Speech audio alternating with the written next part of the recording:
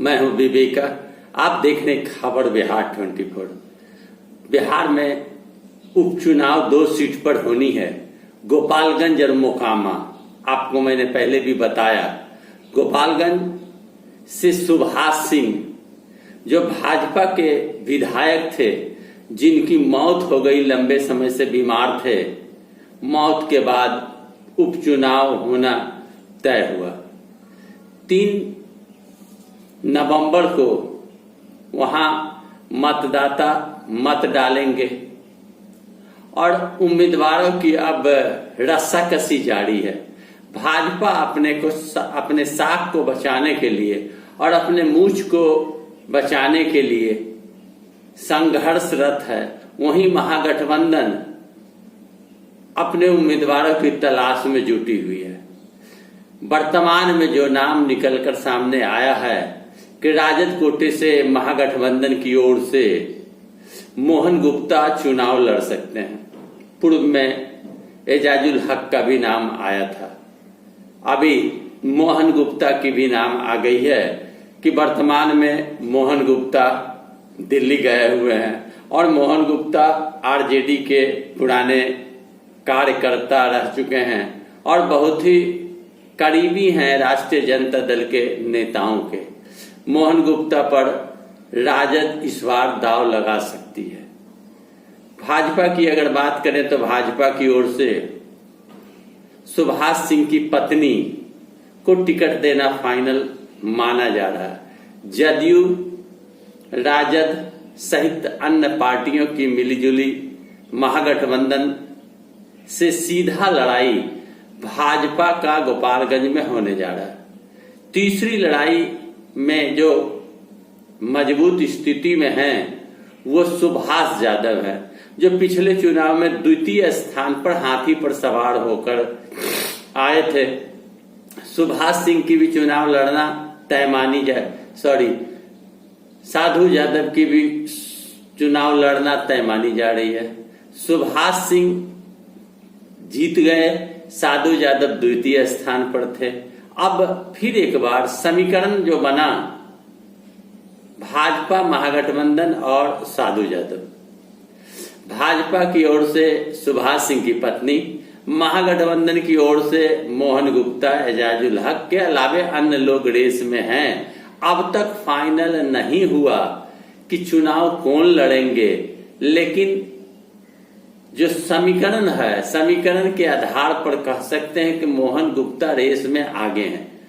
मोहन गुप्ता वैश्य जाति से हैं और गोपालगंज में यादव, मुस्लिम के अलावे कुशवाहा सहित अन्य जातियों की काफी संख्या है।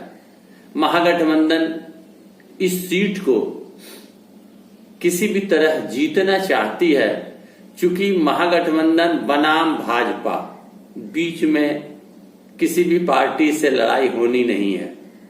तो जो समीकरण बना कि यादवों और मुसलमानों के अलावे वैश्य जाति के वोट को अपने झोली में कैसे लिया जाए और वैश्य जाति के वोटर को भाजपा के वोटर के रूप में माना जाता है।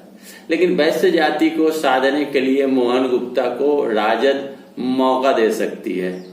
अब देखना यह होगा कि मोहन गुप्ता के चुनाव लड़ने से क्या राष्ट्रीय जनता दल यह सीट जीत पाएगी या संघर्ष कर रहे साधु यादव इस खेल को बिगाड़ देंगे।